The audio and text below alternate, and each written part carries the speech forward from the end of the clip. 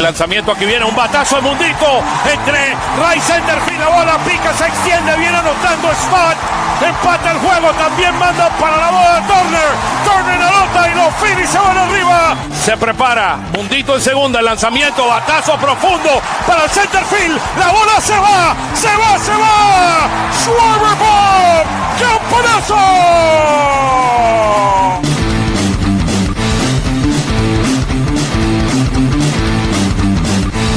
Aquí viene el lanzamiento, swing y lo ponchó. Ponche de Alvarado, amigos.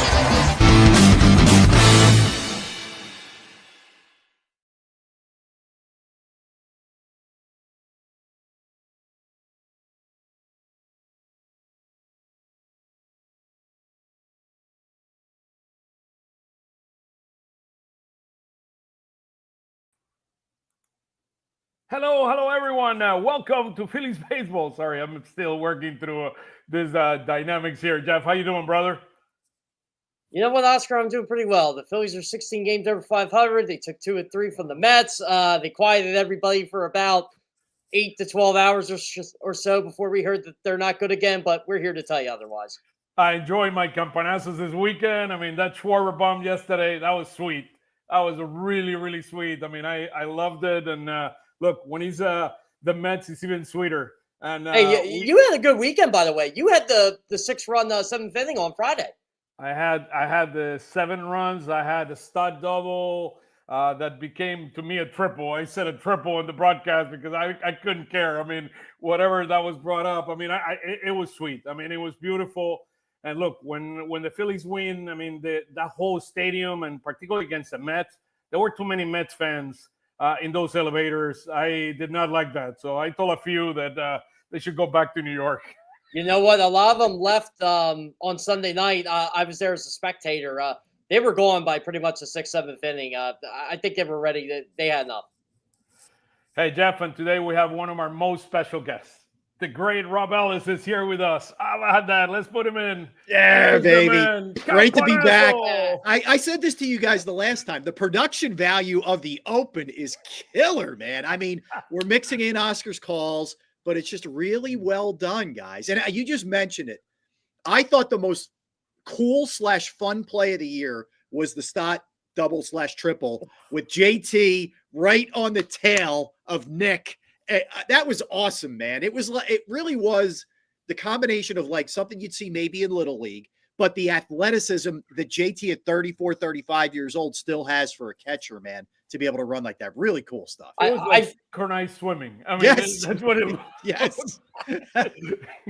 Yeah, it's a good call. Yeah. I feel like I was the only person to see Nick kind of like slip because he wasn't sure where the ball was going, and then he knew, and then he kind of stumbled. The next thing you knew, JT was right behind him. And I'm thinking, Henry Rowan-Gardner, Rookie of the Year, here we go. And everybody's arguing with Nick Major League after the game. And he's like, no, Rookie of the Year. And, we both were right. But that's got to be like a sinking feeling when you know a guy is on your tail like that. Like, I'm giving it everything I have, man. It's not like I'm dogging it here. But, yeah, it was awesome. The only thing cooler may have been like if Trey Turner – one of his patented slides right off of Nick's tail right there, but it was cool.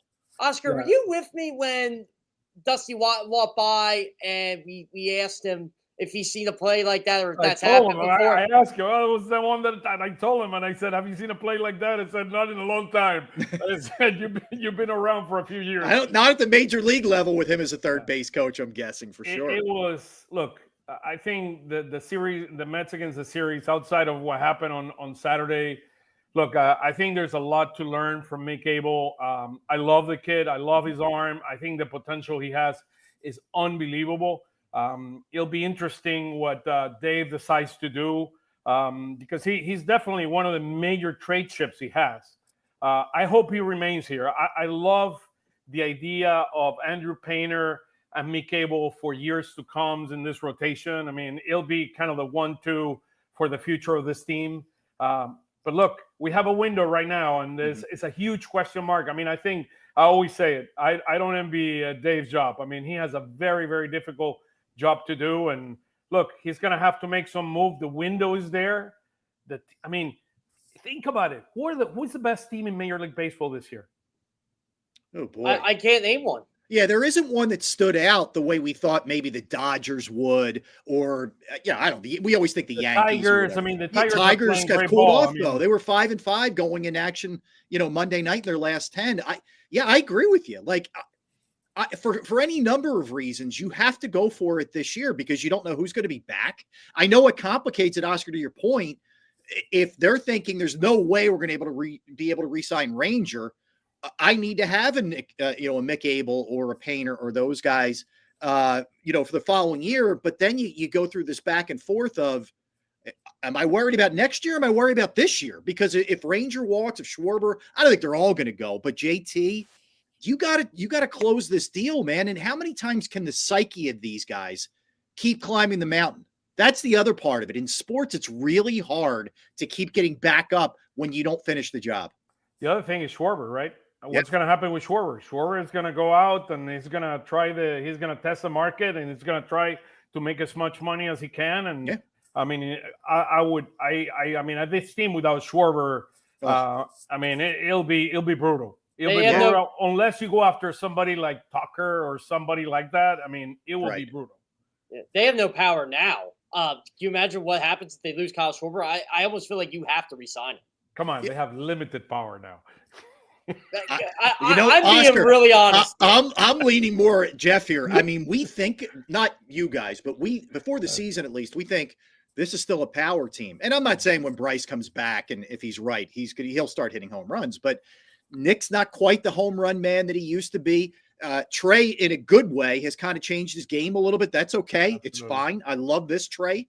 But yeah, I mean, there's not a lot of power. So you lose Schwarber, man. You better become small ball. And I don't know that some of these other guys are really full-blown small ball guys. Yeah. And you know what? They're playing kind of the small ball motif this year. Like, there's some power, but they're beating you basically how the Mets beat them last year. A lot of doubles, a lot of big hits with runners in scoring position. They're fifth in baseball, I think, in runners in scoring position. Like, I don't think people realize, like, they're good at basically every clutch stat, but the bases loaded.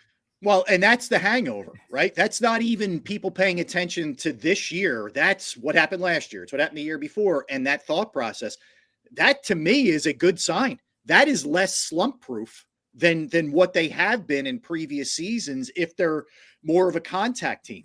I mean, I know it frustrates people that Bohm doesn't hit a lot of home runs. Whatever, man. I'll take this guy that we've seen the last 2 months just driving balls all over the park. Yeah, he's hitting. I said to Oscar today, we were talking on the phone. And I was a spectator at the game last night, and I just happened to look up at Bohm's stats on the big screen, and he was hitting 290. I'm like, okay, I know the guy's been in 340 since May 1st, but he's 290. Like, I never would have thought that. He was 232 probably 2 months ago. I mean, and the guy today is hitting 290. I mean, everything that we say, look, Alec Bohm is the perfect fit in this lineup because he's one of the few hitters that does not strike out and he makes contact. I know that him and JT hit into a lot of double plays, but you want contact hitters. I mean, you need contact hitters in this lineup. That's what the Dodgers do with the two monsters they have with Mookie Betts and with Freeman. Those are contact hitters. Ahead of being power hitters, they're not. They're contact hitters. That's what Alec Bohm brings to this lineup that nobody else in this lineup can do what he does. Yeah, Jeff, that was the thing for me in the offseason. I get it. They were frustrated with, some of the antics and all that stuff, but he's exactly what the lineup needs. He sprays the ball to all fields. He's a contact guy, as Oscar just said. Like, he is what they need. That would have been a big blow if they lost him. Granted, I don't know what they would have brought back, but it would have been a big loss. It was Alec Bregman, because Alec Bregman is similar to him in terms of being a contact That's kind fair. of power hitter. Yeah. So that's something that I look into when they were talking about it. I said, but how much Bohm is still on his rookie contract. He's still in arbitration. I know he's making $9 million or whatever he's making, but Bregman is making 30. Yeah, you can't pay every guy $30 million. You just can't. Yeah, and Bo's a homegrown guy. They do like him. I was told multiple times last year, they still like him, even though they're frustrated with him. I thought they were blowing smoke last year when they said, oh, we're not trying to trade, or we affirmed him of that. Well, no, you did try to trade him. And he got very upset, and he tried proving himself in April. But that seems. But this is what I wanted to add too. What a spark Otto Kemp has put in this lineup. A hit yesterday. That was the best hit. Even, I mean, Mundito's home run or Schwarber home run, that base hit to left field, that was like, I mean, I truly enjoy that.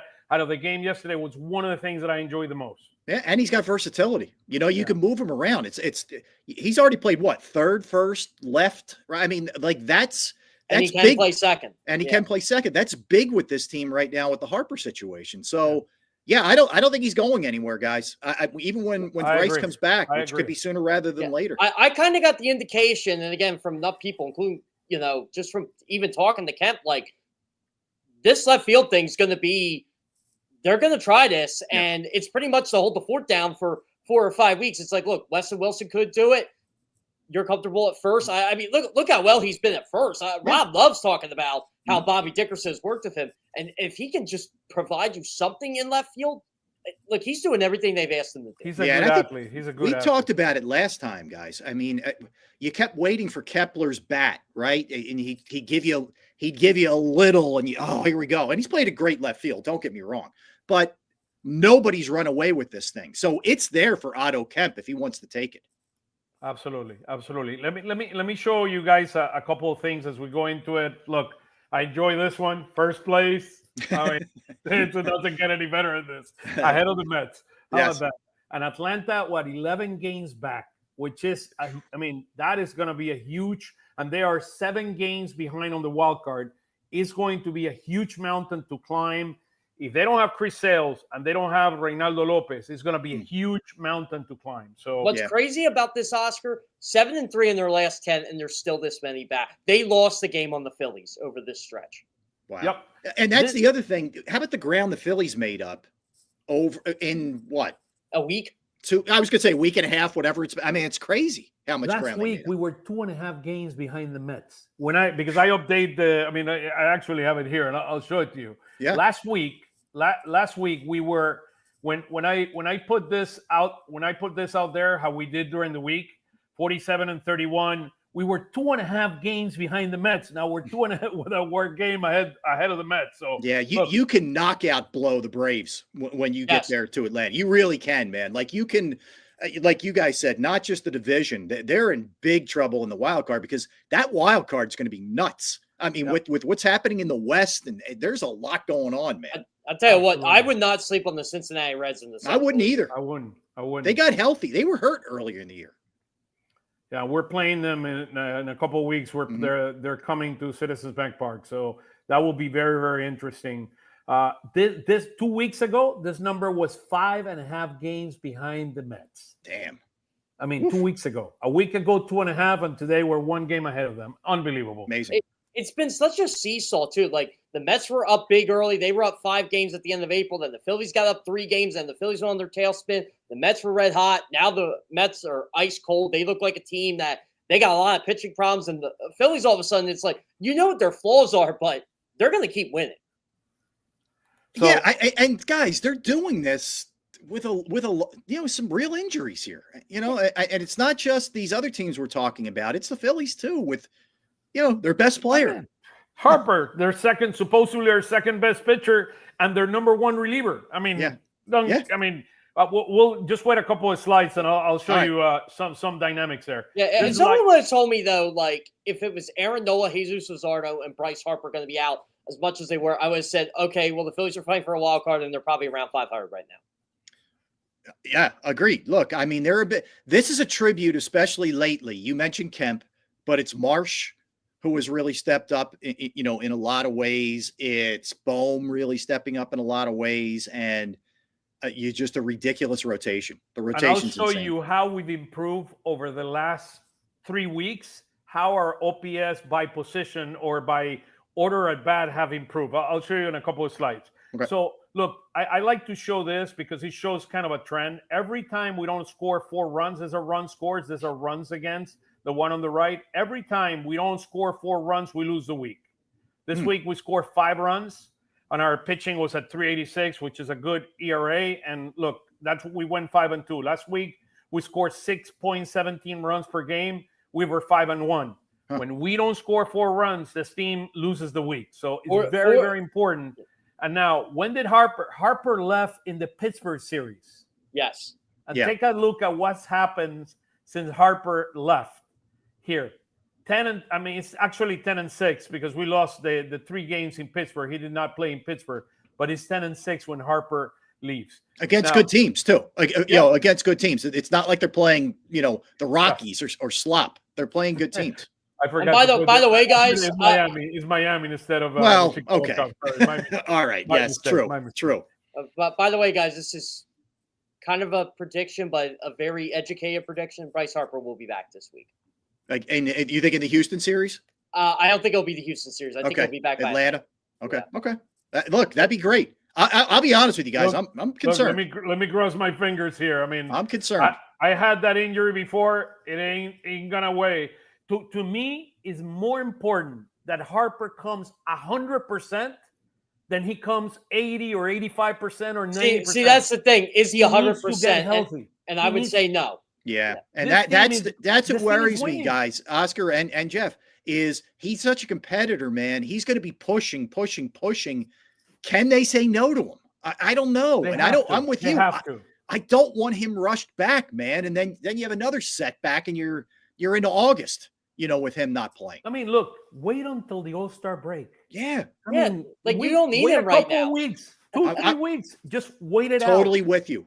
100%. Get it healed, and then you can come back and you can prepare for what is the most important thing, which is your legacy, winning the World Series. This is his legacy, and this season is one of the most important ones for him because we still have Wheeler pitching at an elite level as the number 1 starter, one of the best starters in all of baseball. So, I always like to point this out. Jimmy Rollins missed significant time in the 2008 season. I bet no one remembers Jimmy Rollins was on the DL.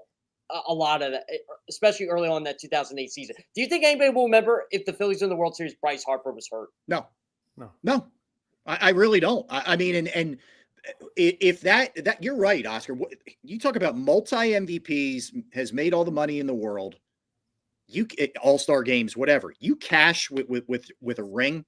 That's it, man. That's it. It is sealed. You're one of the best players in baseball, and is probably in your generation, an easier ticket to Cooperstown. That's it. And that's all you, then it's that monkey's off your back, as Steve Young, said 100 years ago, right? I mean, you just got rid of that part of it, and everything else is gravy as far as, Harper goes. But the injuries have mounted. Some of it's just bad luck. You get hit on the elbow, it's bad luck.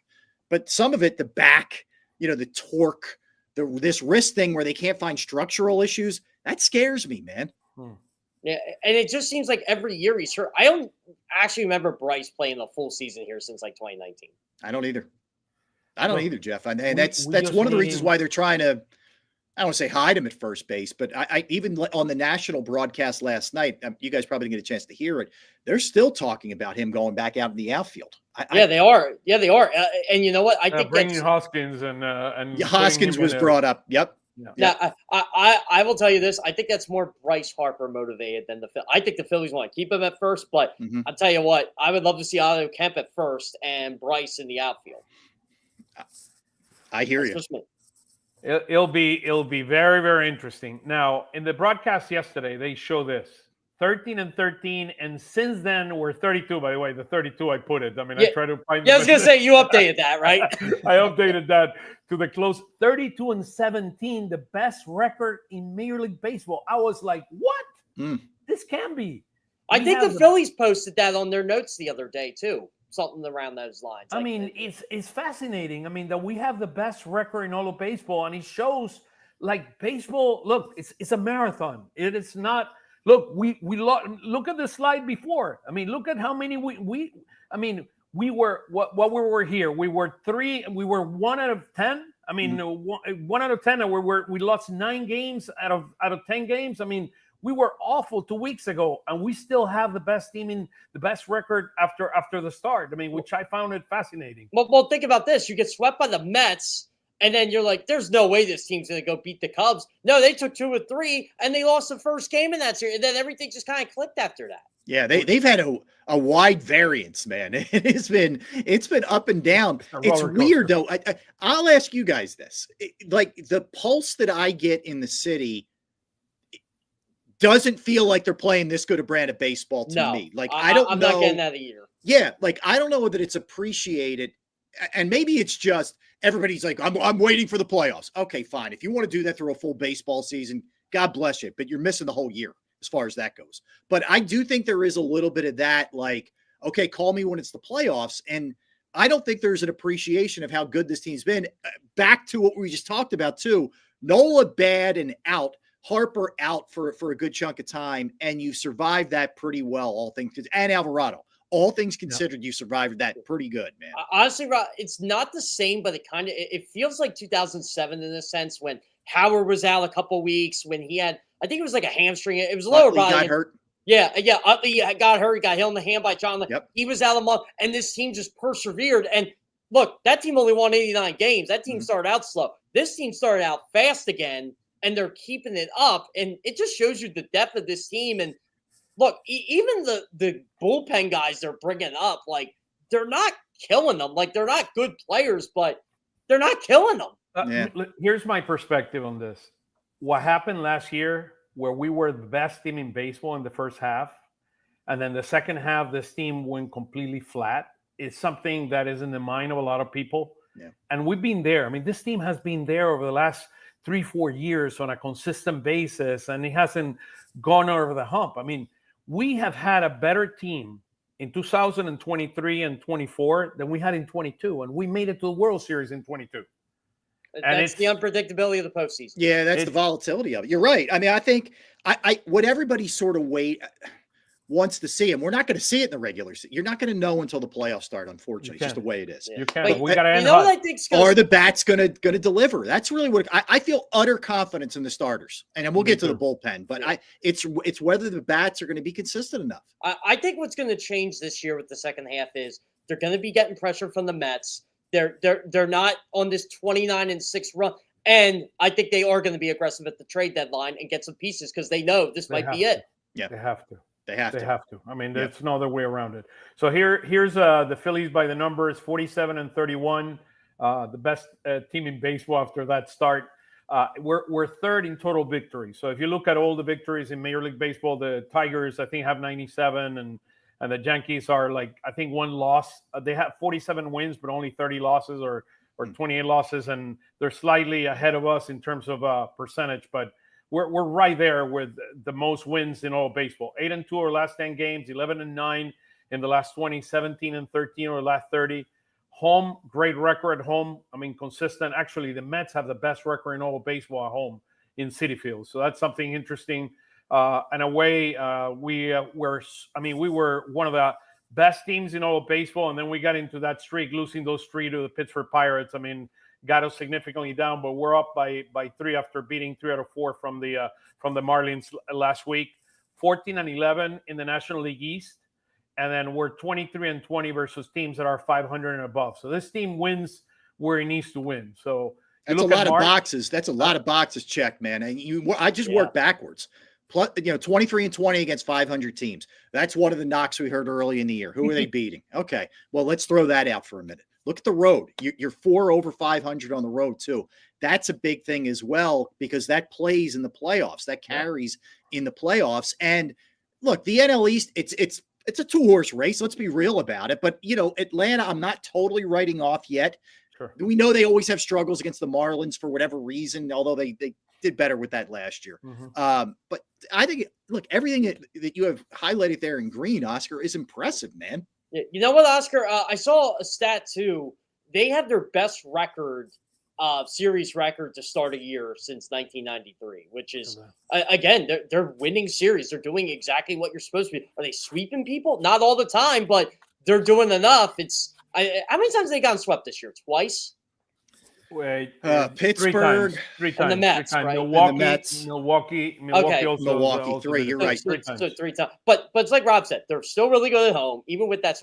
They have a winning record on the road. It's like you have a comeback for basically any doubter on this team right now. On series, we're 17-7-1.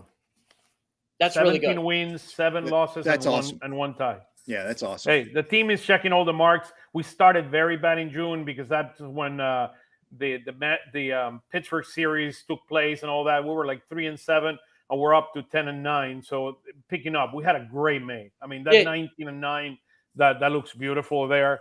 5-4 in extra innings, 14-8, as you said, Rob. I mean, we're checking everything against left-handed pitching. We faced yesterday one of the best left-handed pitchers in baseball, Peterson.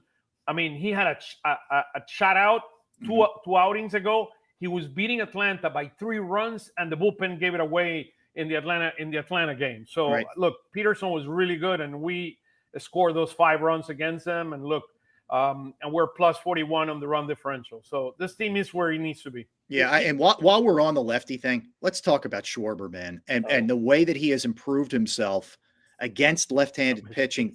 To do what he's doing is nothing short of remarkable. I mean, that's hope for every Phillies player that you want to sort of change the approach a little bit. Kyle Schwarber's the poster child for that. I mean, more contact.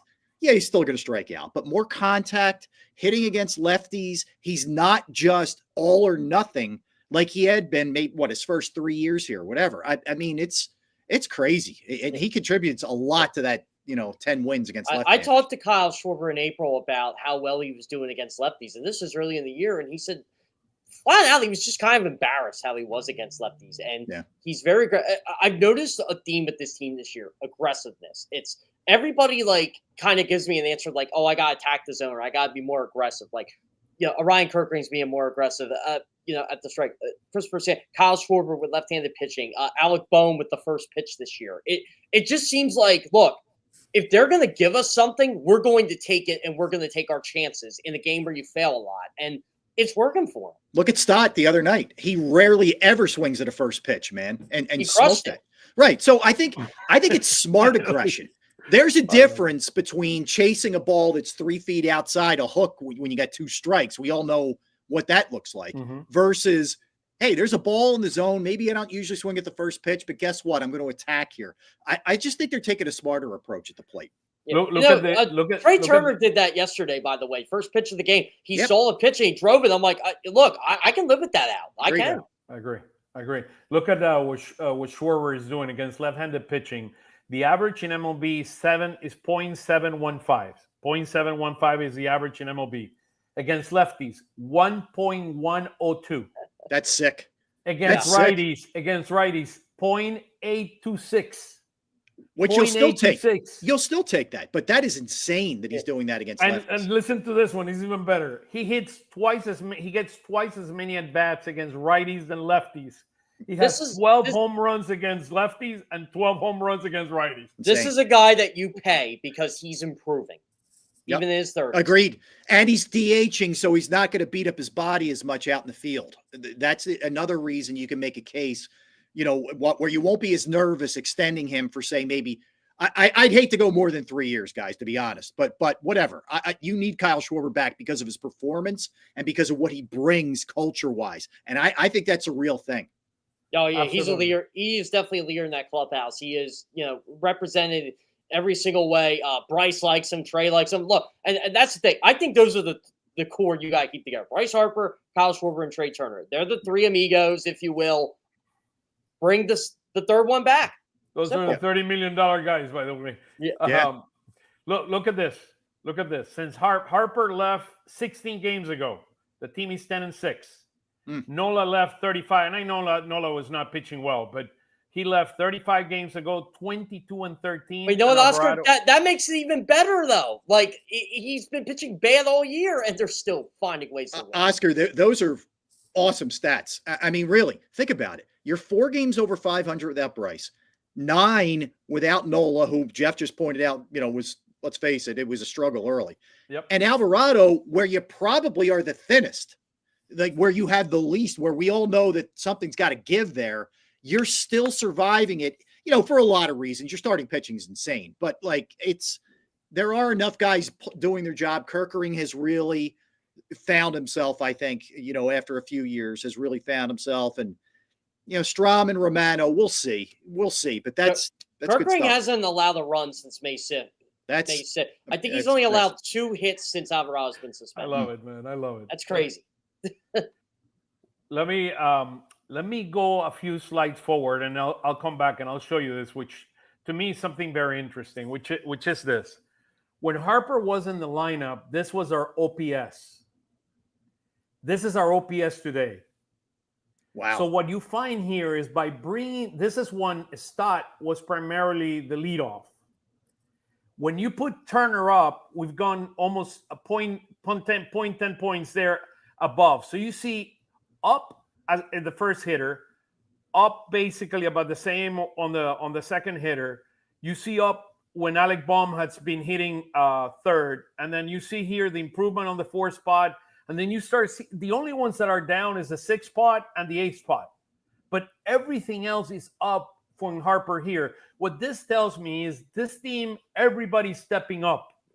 When Harper left, everybody's stepping up and supporting each other, and that's why you have the record that you've had. I'm going to go 2 reasons here too to add to your point, Oscar. Otto Kemp stretched his lineup out, which I think has been huge, and Brandon Marsh has been just crushing the ball since pretty much he came back. He went hitless in April and has been hitting 340 since. Yeah.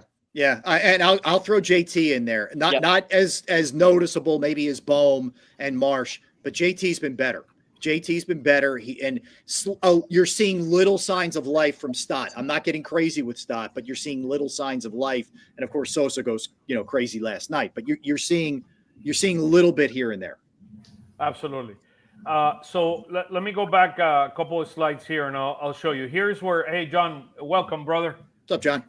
Hey, how's it going, guys? So here's where our hitting is. So we remain at 4.73 runs a game. We're 7th. This is where we were last week and the previous week. So we've gone, I mean, if you look at the numbers, we've gone from 12 to 7 over the last 6 weeks. So you've seen a significant improvement in our hitting, scoring significantly more runs than we were a few weeks ago. So that's a very, very positive thing. This thing fluctuates a lot. I mean, 6 was 4.91, but we were 12. 6 weeks ago, we were 12 before we got into that hot streak that we got a few weeks back. OPS will continue to be 8th. Here is worrisome, the home run part. We're 16th in baseball. I think last year we were like 6th. So we're projecting about 50 home runs less than we were projecting last year. Yeah, I mean, there's one power bat. It's Schwarber. I mean, that's it. I mean, you got some. Nick's become kind of a gap guy. No Bryce clearly, impacts that, in a big way. But Trey's taken a different approach, which is fine. It's much better this way, in my opinion. But yeah, you wish there was a little more pop there. That's concerning. I agree. We're chasing less. We're chasing less than we were chasing before. I mean, we're 6th in strikeouts. Go ahead, John. Sorry, but I really think that's the key, that they're chasing less. And while that may lead to a drop in home runs, it can also lead to a better offense overall. And that, they're getting on base, they're making contact, runners are moving over, and they're scoring. This is kind of what we've asked them to do for a long time now. A big part of it's Trey Turner, who has expressed instructions to play a different way, chase less, get on base, steal bases, swing less for power. But you sort of see it through the rest of the team as well. And again, Bryce Harper, as Rob mentioned, that's a big part of that home run number being so low. Yeah, so 7th in base on balls, which we've been, because of Schwarber and Stott, they look at a lot of base on balls. I mean, we get to that 9.2%, but we continue to be 25th, leading Menth in runners in the scoring position, which I don't know if we can get out of that issue. I mean, look, how many times have we had men on 2nd and 3rd with less than 2 outs, and we cannot bring those runners in? Is there a good thing? I'll throw it out there to any guys. Is there a good theory on that? On why is it just they get tight? They're just pressing? What do you guys think it is? I actually think they get a lot more breaking pitches when there's runners on base, and I think that's when the chase rate starts going up. I think the issue of contact hitters, we don't have enough contact hitters on this team. I mean, it's part of the issue, and we pressure too much. It's everywhere. I mean, it's everywhere because it's not just the bottom of the order. I mean, a lot of times when you get to the bottom of the order, I mean, when you have a Rojas or a March, I mean, March until now, he was an automatic out. I mean, he was hitting what? 210 now. Yeah, he's resurrected almost. It's not quite Bomish, but it's not that far off. Oscar, he was hitting 070 at one point. Yeah, it was crazy. It was. Crazy. Do we think this number tells the whole story though? Because it doesn't. To get runners left in scoring position, we have to get runners on base. So to the extent that they're getting lots of runners on base, they may be near the bottom of the league and leaving those runners on base. I don't think their average with runners in scoring position is quite as bad as it has been in seasons past. I definitely it's top 5, John. They were 5th as of this morning. Yeah. So I think this number is. But at the end of the day, a lot of runners leave on base. But how many? Let me ask you a question, John. If at the end of the day, the name of the game is get them in scoring position, and you're leaving them there, and you're 25th in baseball, to me, it doesn't speak highly that this team is producing the runs that it could potentially need to produce. And to me, part of the issue is the ability to make contact. Or when they make contact, that's absolutely correct. But I don't think it's as bad as this number would indicate, just because a lot. It's 1 point, right? It's 1 point. Is getting the runners on and bringing them home. But I do agree. Make contacts. How many times do we see them with the runner on third, less than 2 outs, and they just can't get the sac fly. So I'm certainly not saying that there's not a problem here, but I do think this might overstate it a little bit. Like Jeff said. But I think you guys all make good points. But the bottom line is the stats that are furthest on the left. You're 7th in runs, right? Yeah. I mean, somehow, some way, they're still putting runs up. Obviously you got to see that number improve a little bit, but the numbers are really good there offensively, other than home runs, if you exclude the runners in scoring position. But I think they're doing what we hoped they would do, right? I mean, we're seeing better at bats, more contact, more of all fields. I mean, these are the things we screamed about before the season started. Winning games, and you keep these numbers in the green with your starting pitching. Okay, there are bullpen issues, but that's going to win you a lot of games. That's a good combo. And you know what? You can fix those bullpen issues really quick come October. Yeah. I mean, if there's one area that every contender, we'll talk about that in a minute. We'll talk about that in a minute. Hey, I'm just saying, like, no disrespect to Joe Ross, I don't think he's pitching meaningful innings in October. No Tanner Banks 30 innings in October. Well, you might see Tanner Banks get please. One out. No earmuffs. He's good against lefty. Well, let me. I'm gonna take you out of the screen for a second, guys. I mean, so we can see this is where kind of our hitting is today. So you can see Schwarber kind of continues to lead the way with Harper and Turner, Nick Castellanos and Baum. But I did the last 2 weeks, or the last week and the last 2 weeks. This is the last 2 weeks, so you can see guys.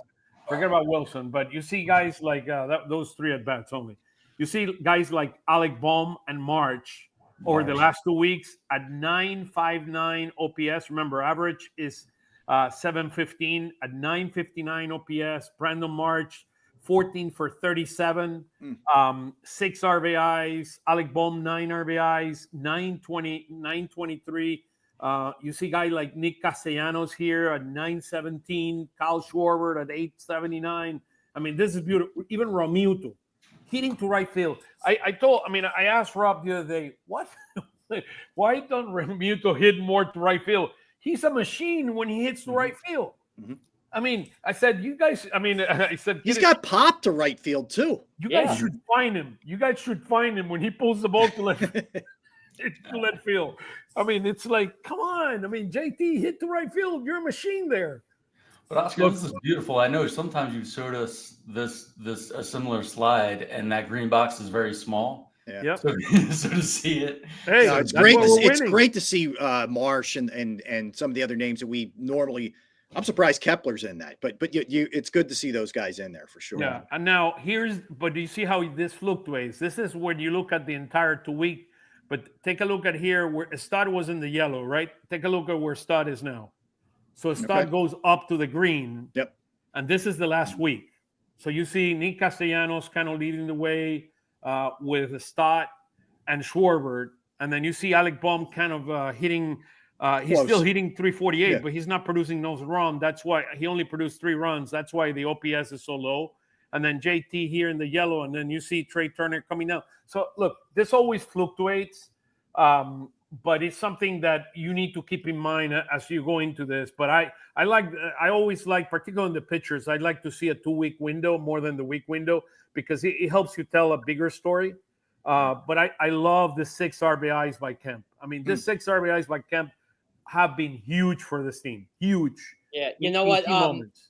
We asked Rob on Friday, like, he was concerned with Otto Kemp's lack of power, and Rob just pretty much said he's doing everything we've asked him to do. And, you know, and I think that was the reason. Like you said, Oscar, the 6 RBIs, just he's getting the timely hits when you need him to get the timely hits. I think that's just been monstrous for him. I mean, look at the numbers from the past week, Oscar. There's so many guys in the red. Trey Turner didn't have a great week last week, and they still won 5 of 7. Yeah, and on Kemp, I just one thing I'm not concerned about is his power. We know he has power. He showed it in AAA. He showed it in the Arizona Fall League. So I'm pretty confident that the power is going to show up at the major league level as well. It hasn't gone anywhere. Let the guy get his feet wet. You know, Exactly. I want him trying to just make contact, and everything else will come off of that. Hey, John, last night, you were at the game. Didn't you think, like, Kemp was swinging for the fences last at bat? Yeah, I mean, he could be getting to the point where maybe he's starting to press, and he wants that first one. He wants to get on the board. Yeah, I think he's starting to get big-eyed a little bit, but at the same time, he chokes up on the bat and hits the ball where he needs to hit it when there's runners in scoring position, and that's what they're asking him right now. Here are a couple of things. Sorry, John, I'm covering you there for a second, but Scotty talked about Jeff about the 290 that you were talking about Alec Bohm and kind of where Alec Bohm is. Here's Phillies and Eagles throwbacks. First place is a sight of beauty. You guys can provide us Otto Kemp coming. Mighty just brought a different energy. Right. He did. He did. He absolutely did. He absolutely did. So let's look at our favorite slide. It's going to be this one, right? Our pitching. Here we go. Yeah, this is fun. This is fun stuff, boys. So here's the huge difference, right? Our starting pitching, 31-20, number 1 in baseball in wins, and 6 is tied with a couple of teams, including the Yankees, and 3, and actually the Houston Astros. Houston Astros have one of the best pitchings in all of baseball. Watch out this weekend again. Yeah. They Not talked about at all, by the way. Not talk about. I mean, weirdly, nationally, the Astros. Yeah, anyway. Framber Valdez is going to be a headache tomorrow. Beast. Thank God we got Ranger. Thank God we got Ranger. That's the only thing I can say. By the way, I'm really curious to see if Rob does do the Buddy Kennedy Otto Kemp. I believe Otto Kemp will be in left on wet, but I'm curious if Buddy's going to be at first. This guy is a curveball machine. I mean, the Framber Valdez, a curveball machine. Yeah, he owned him in the World Series. Yeah, I don't know. You get a combo like that again. I don't know that you're gonna see Buddy Kennedy in that spot. Maybe you will. We'll see. But they finally got up to number 1 in the strikeouts. Yeah, so we're number 1 in strikeout because of the number of innings that our team that our starters pitch. That's why they are 8th with the most home. I mean, they're 8th in home runs or 8th less home runs, and why we're so high on base on balls because we pitch so many innings. We pitched 2nd to the Tampa Bay Rays, which to me is amazing. I was yesterday with Eduardo Perez. I believe it. Eduardo Perez was on the ESPN broadcast, and then we went with the Carlos Baerga podcast, and we were all together. And I told them the stats, and they couldn't even believe it. 4 years ago, the team that invented the starters was the Tampa Bay Rays. They would have a relief pitching Opener. for 1 or 2 innings, and they would kick him out. Yep. This year, they're the team that has the most innings among their starters, which I said. This is impossible. This is impossible. I don't know how they do it. I don't know how they do it. Hey, analytics. Analytics, and they just know how to draft and develop players. And they have the perfect manager who is in lockstep with what they believe. Absolutely. Yeah, Kevin Cash is really good. So the flip side of that the starters getting a boost in strikeouts based on innings pitched. You look at that home run number for the relief pitchers, right? not only is it already bad, but now we take into account the fact that the relief pitchers aren't throwing as many innings as most relief pitchers are. That's a great point. It's not like they're exposed a ton. Yeah. Giving away 16 and saves. Taiwan Walker is not helping that number at all. No. Look at this. 40 opportunities for save, 24 saves. Yeah. I mean, that is a problem. I mean, look, talking about Dave, that is his homework right there. That is the homework. There's no getting around it, guys. Like, there's a lot of good. There's a lot of good, man.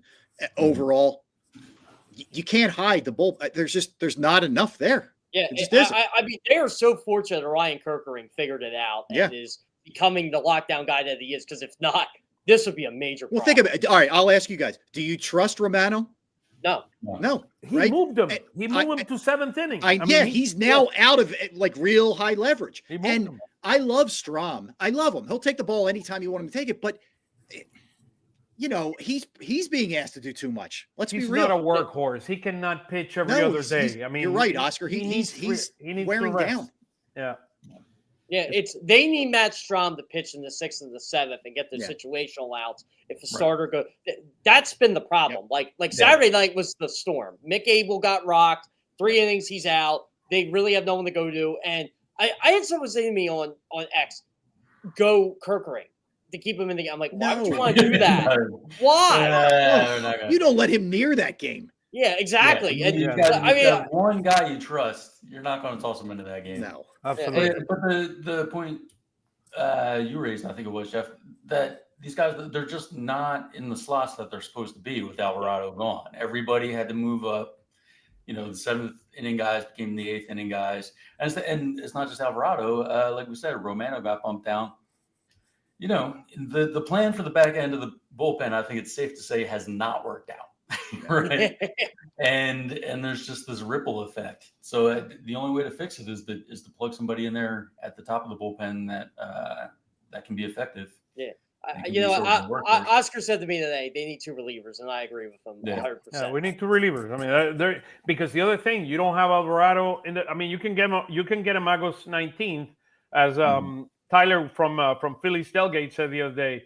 But I mean, the reality is September. I mean, or October 1st, he's done. I mean, he's done. He's not coming here. So who are going to be together with Kerkering that are going to be the arms you're going to rely to? And remember what happened with Steves and what happened with Hoffman last year in the postseason. You need quality. Look, the guy Kittredge with the Baltimore Orioles. The Orioles are not going anywhere. That guy was a setup for St. Louis last year. He did an unbelievable job. That guy, to me, needs to be one of the names that we should be going after. And we have a great relationship with the Orioles. I wouldn't be surprised if Kittredge is one of the guys that comes over here. That wouldn't be because he's not going to cost you what Batista is going to cost you. Right. Yeah, I think you do need to find guys. I think as they go on their search, they need to find guys with nerves of steel, right? Because how many pitchers have we seen? They can handle the 7th, they can handle the 8th, but the 9th inning is a different beast. The nerves are there. Once they get to the postseason, it's like every inning's the 9th inning, right? So maybe your 9th inning guy is Kerkering, and you find the 7th, 8th inning guys. And maybe help is here. By the time you get to the playoffs, depending on how you want to do this.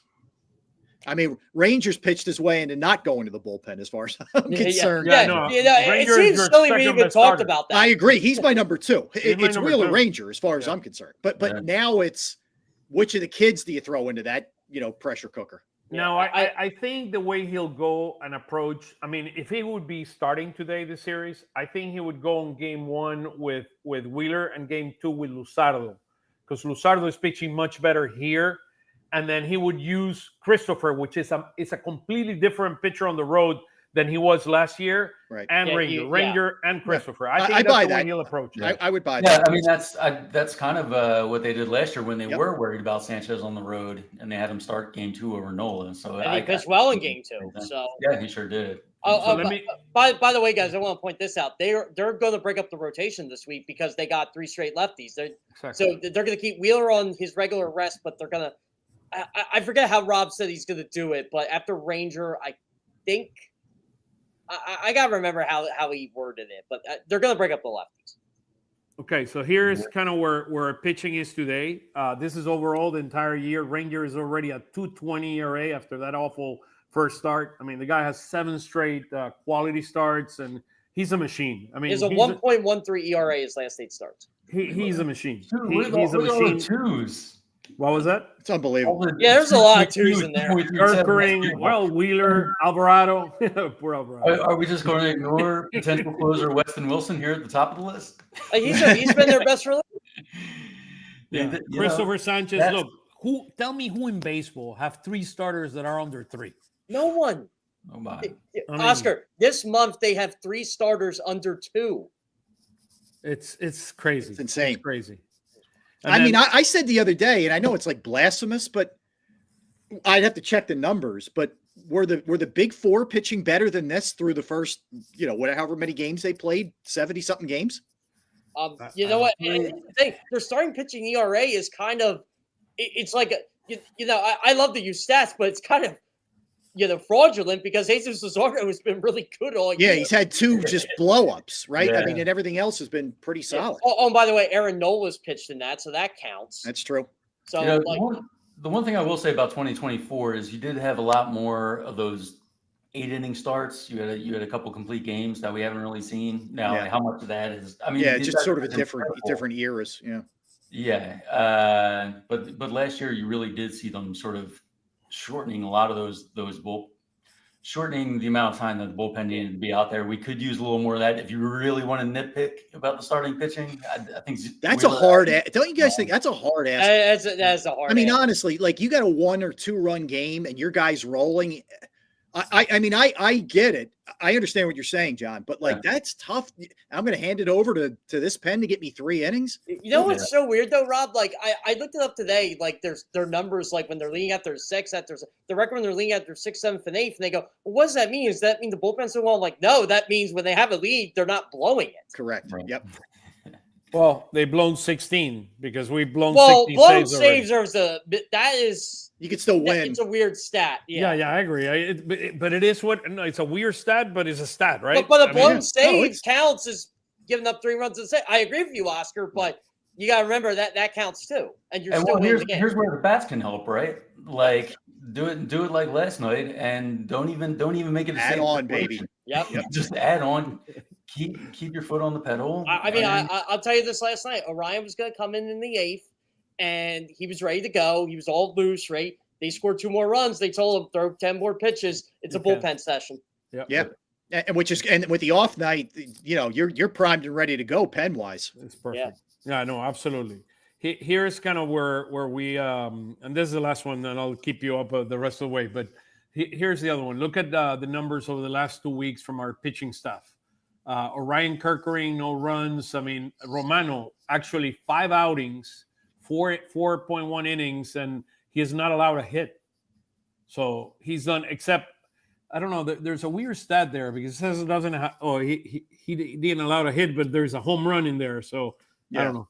No. It's not a home run. It's a hit. He had a batter. Hit batter. Sorry. But then 4 strikeouts. But I mean, I don't. To be honest with you, I don't trust him in the ninth. No, that's a little misleading. That's. I mean, we're talking about 4 innings that aren't the 9th. Yeah, Ranger being Ranger, Wheeler being Wheeler, Christopher. Look at this thing. I mean, my incredible. God, 0.64, 108, 1.8. Oh my! I do worry a little bit about wall hitting, so to speak. Yeah. Well, here's one too. Like we asked Rob the other night about Max Lazar, and he's like, he basically admitted Max Lazar could be pitching in higher leverage situations because he's pitching well. It's kind of nuts. Oof. Hey, I don't know about that. That guy you went out there in October. No comments. No comments. Yeah. You know what? Will Max Lazar be on the playoff roster in October when they move? If he is, there's probably problems. Yeah, I'll take the 5th Amendment there. Probably gone wrong. I mean, let's keep everything in perspective, guys. Yeah. I'll take the 5th Amendment. So let's go here. Let's talk. I thought we would spend a few minutes talking about Mick Abel because there are 2 things. I mean, this is probably Dombrowski's biggest shift for a potential trade for a big arm, closer arm. I mean, I hope they don't trade him because I do believe in this kid. This kid has shown me through the 5 starts that he had. He's done an amazing job. and he's learning how to pitch in the major leagues. I mean, what he did in the first one, I know it was Pittsburgh, but look, what he did, 6 innings, 5 hits, 9 strikeouts. Look how many base on balls this kid has allowed in what, 6 starts? Yeah. That's an awesome number. 5 starts. Yeah. That's 4. unbelievable. That's fantastic. One, I mean, it's less than 1 base on balls per game. And then, but I've seen his strikeouts coming down. What this tells me is that he is overthinking and he's not locating the pitches where he needs to locate them. Well, I think it's the wall that you get once you're like the first one was like a dream. Now you need to hit reality and you need to become a major league pitcher because they know where you throw, they know what you do. So you need to evolve, and he needs to become a much better pitcher. And this is part of the learning curve. But Abel this kid also has a tremendous arm. Abel also said Saturday night, like, his goal right now is to find a way to get it out the fastest way he can. So if he locates his fastball, he's going to do that. I don't think he's worried about the strikeouts as much as going deeper in the games. I think that's what is. I don't know if I agree with that or not, but and by the way, John, you probably saw this too. He's probably tipping pitches.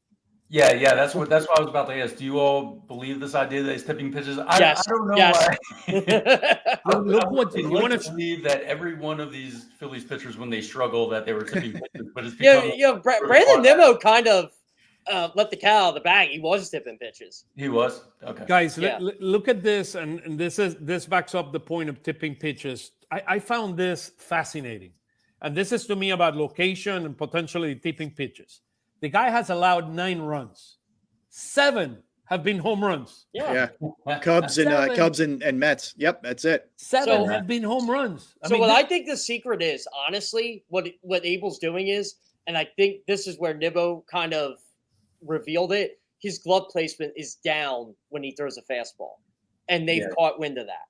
And I'm sure the Phillies did too, because the Phillies are really good at catching like this. And yeah, all that in really the good at catching clubhouse. Jeff, because why do we continue to see pitchers? but at least they're catching it. Some teams go like 2 months without catching it. I mean, look, we know the adage is it's hard to get there and then it's hard to stay there because teams make adjustments. And you know, I do think it's maybe he's tipping. I'm not saying he isn't, but he wasn't locating his fastball. And I don't care who you are. If you're not locating your fastball, you're gonna have a hard time, man. Yeah, if you're not locating and you know it's coming, the ball's going to go a long way. Exactly. Look what happened to Luzardo when he was putting the meatballs in the middle of the plate. I mean, and yesterday he was masterful. That strikeout he made of Alonso in the first inning, that's a piece of beauty. Yep. That's a piece of beauty. I have a theory with the Phillies. I think everybody knows their starting pitchers are as good as they are, and I think these teams spend extra time trying to find something. That's a good point. Yeah. That would be an explanation as to why this seems to be a Phillies issue more than it is. Makes sense, Jeff. That makes sense. And of course, this is the team we also pay attention to every single day. Right. We microscope them like we're the kings of that. Hey, quickly, here is where Andrew Painter is. I like to put Andrew Painter. So his ERA is now at 4.25. It was higher last week. I mean, he's improved a little bit. But I think he's learning how to pitch at a higher level. I mean, that's the bottom line. I mean, he's facing steeper competition. I mean, he allowed a home run last time. I mean, a couple outings ago, he allowed 2 straight games. He allowed 2 home runs, and he's learning how to pitch at a higher level. I mean, that's that is a little misleading. It's a little bit of a Jesus Luzardo situation, right? Because if you take away that 6-run game and the 4-run game, you see a lot of 0-1-2. So maybe he was tipping pitches. Look, they do in the minor leagues too. Keep in mind, this guy who hasn't really pitched competitively in a year and a half or 3, whatever it's been. I don't know how this came out, but I love the fact that a stop is with him down in AAA. Yeah, that makes me feel you have a Major League Baseball catcher overseeing the development of this kid and guiding him along the way. That is huge, guys. And he loves working with him too. He said he's a student of the game. I truly believe when Payer gets called up, Stubbs is coming up with him. We'll see. We'll cross that bridge when we get there. I'm just saying. Well, by the way, July-ish, right, guys? July-ish is coming. July-ish is a week away. It's right now. Yeah. So, and the other question you need to ask yourself. I mean, he's pitched 36 innings already here, and the minor, I think he pitched maybe like 12 or 15 innings. He might be hitting a wall. And that's why they said that he needs to reset during the All-Star break. I think and then that's what they're going to potentially do. come afterwards. Yeah, makes sense. So By it's the part way, of the dynamics. I love how the Phillies are playing so coy with this. Every time I've told the amount of starts they want to get him in there, and then when you ask Robbie, he'll be like July-ish, and then he's like, "Well, it could be June, it could be August." I'm like, "Yeah, okay." Rob's got a good poker face, but I always say he's a bad liar. There you go. Yeah, let me show you a couple more things here. I'm moving along here. I'll show you this All-Star game. So last year we had 8 players making it to the All-Star game. Ranger couldn't make it, but then they replaced them with Christopher Sanchez, which was great. But then the Phils are not doing that well this year. So we have Turner is 4th at shortstop, Harper is 4th at first base, Realmuto is 3rd at catcher, Schwarber is 4th, Alec Bohm, and then here is kind of where they are. This came out this morning, so here's kind of where they are. And so Will Smith will be the catcher. Has 2 million votes. JT has 400. Bryson Stott is not even close. He's 6th in second base. Bryce Harper is 1.5 million votes behind Freddie Freeman. Alec Bohm is 1.2 million votes. So look, the Phillies, and then Trey Turner, which is probably the closest one, is at 700. It's 1 million votes behind. Bottom line is the Phillies are not going to make it as a starter. They're going to make it as backup. I imagine Turner, Schwarber, Wheeler, and then maybe potentially somebody like Ranger or Christopher Sanchez could. I hope Ranger makes it. I don't care if he misses the first month. He's pitching well enough to go. He really is. I think he should be in there, and I think we're going to see pitchers in there, and this is fair. I think the spots that you see these guys, this is reflective of how they. I think it should be just Schwarber and Turner, position players. Yeah, I would agree with that. By the way, how is Johan Rojas 17th among outfielders? Oh yeah, I saw that. That's why I highlighted. And Max Kepler is 16th. I mean, this is what's wrong with voting. Acuna hasn't even been back a month, and he's 4th. So you did not vote it for Johan Rojas? Come on, Jeff. I mean, I don't vote for the All-Star game. I don't vote for these guys. They don't want me voting for them. I probably vote against them. Just showing quickly the splits, and then we'll go over a couple more slides, and then we're called, guys. So we were in the red in June. Now we're up to 4.5 runs per game. So that's good to see. Also, our OPS was below the average in MLB last week. We're up to 731. So we're significantly improving. Our pitching, best month of the year in terms of ERA. Pitching the month of June ahead of March and April and May. So good things happening on the pitching front. Yeah. One interesting thing that I pointed last week, our ERA, this is our hitting and this is our pitching. Our ERA away from home is better than at home, which I found it fascinating. I don't. Philly's playing a bandbox. Yeah, very friendly hitter park, maybe. Yeah. Yeah, And I added, wonder what those numbers would look like if you took away the 25 home runs the Mets hit the other night. 7 solos. 7. That's almost impossible to do. I mean, it really is. Did you guys see the Mets have hit 7 home runs in the game 5 times in their franchise history, and 4 of them are against the Phillies? No. Yeah, they have the record for the most 5+ homer games at Business Bank Park. It's not crazy. the Phillies. these are the home runs. These are the home runs per at bat. So the average in MLB is around 31. Our right-handed batters hit a home run every 33.9 at bats, while lefties, which are expected, I mean Schwarber and Harper are there, is 28.3. Our pitching, right-handed, we allowed right-handers less home runs than lefties. Lefties are significantly higher than left-handed pitching. Left-handed. We allow left-handed batters hit more home runs against us than right-handed batters. So I just thought, I just throw some stats, as I start kind of analyzing the week. A couple of more things here. The player of the week in the minor league system. So Keaton Anthony, that you had at the time to look at him and rating, Jeff, 23 years old. This guy came from college. He's a hitting machine. He's hurt right now, too. What was that? He's hurt right now. He just got on the 7-day IL. Oh, he did? I didn't know that. Yeah, yesterday they placed him, and he was hitting 400 for Lehigh. This is insane. Yeah. So Steve Porter, that always does a great job with the minor league system. He'll always help me with this. He was 9 out of 19. I mean, look at this guy. In the last 10 games, in the 10 games he was in Lehigh Valley, 400. He reminds him of Olerud. Remember the guy that used to be the first baseman of the Toronto Blue Jays? So he needs to wear a batting helmet on the field. He reminds me. Heating machine. Olerud was lefty. This guy's righty. But you can look at the numbers. I mean, those numbers are very impressive. That's crazy numbers, man. And these are the numbers both between AA and AAA this year. I mean, pretty 26. That's impressive. That's Otto Kempish. Yeah. Maybe they should put him at first base and Otto Kemp. That's right. That's right, Otto. Watch out. Keaton's coming. Get him back. And then the right-hander is a Clearwater, Jose Peña. He's a reliever. This kid, I mean, look at his stats so far. 20 games, 4-1, 5-5 in saves, 0.71 ERA. The kid is a real deal. He has a tremendous curve and a slider.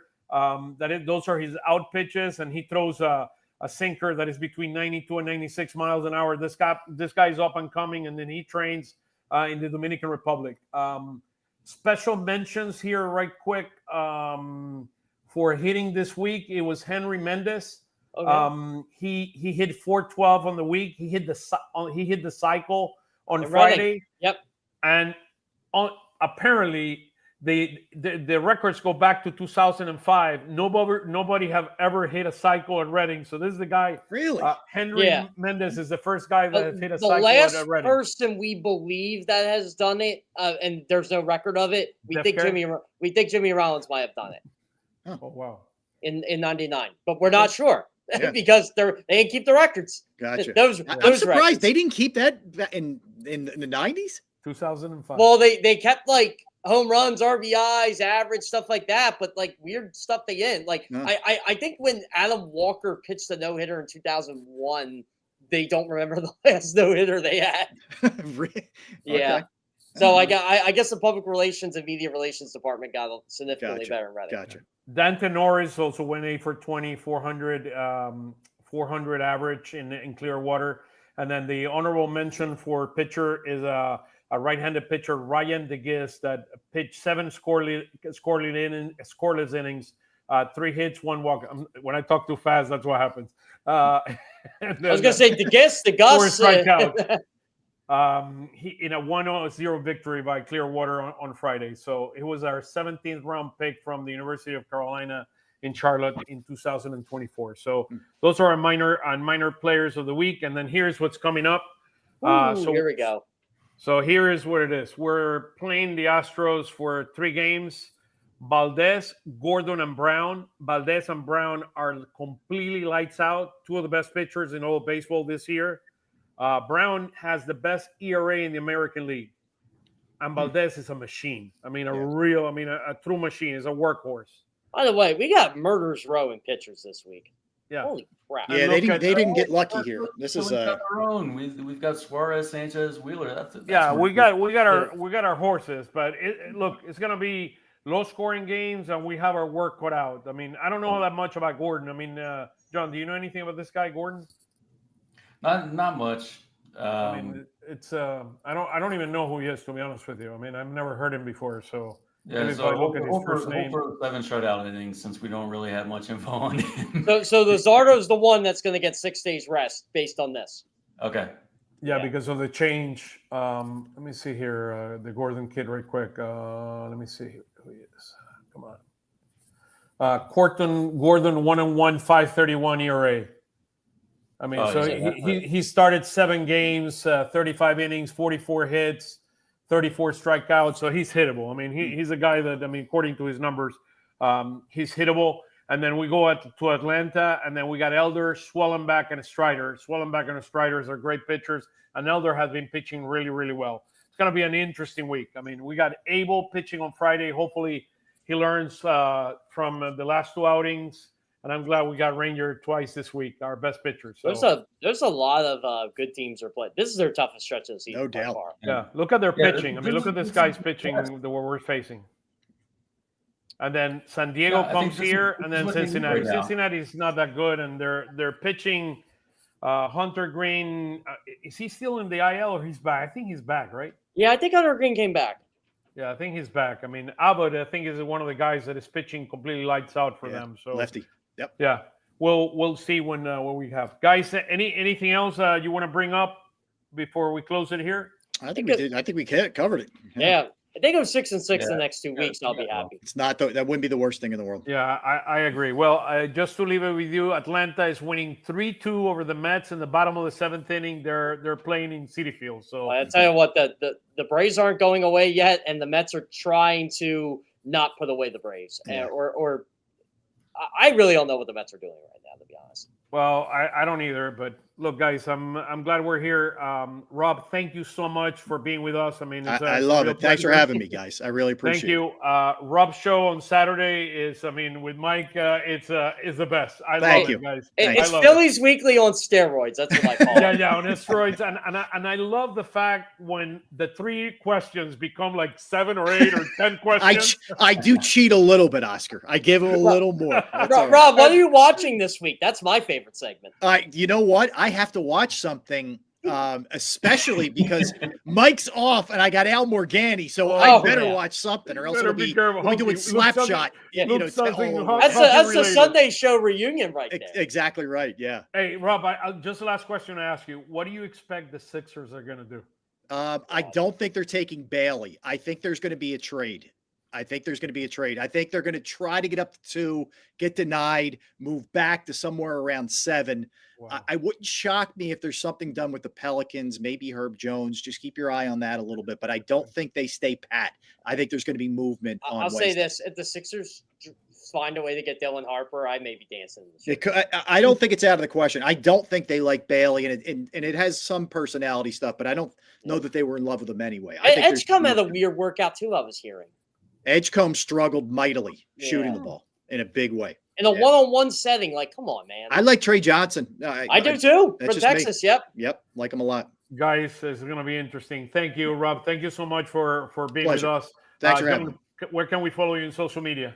At Ellis Sports on Twitter/X. Awesome. You're the best. Thank you so much, guys. Rob. Thanks, Rob. Thank you. Take care. John, where can we follow you in social media, brother? At 2008 Phils, not hard to find on Twitter, your social media of choice. You guys are the best. Thank you so much for joining us. We look forward to next week. 2 tough series against the Astros and against the Braves. But go Phils. We're in first place. Let's enjoy it. Take it easy, guys. See you guys. See you guys.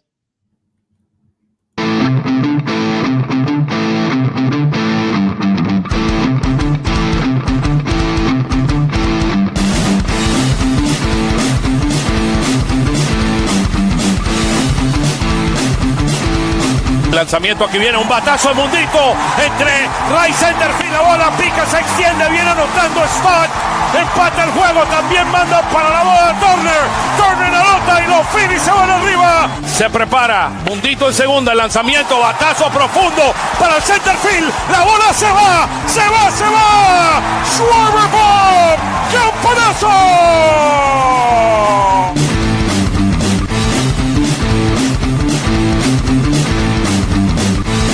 Aquí viene el lanzamiento. Swing y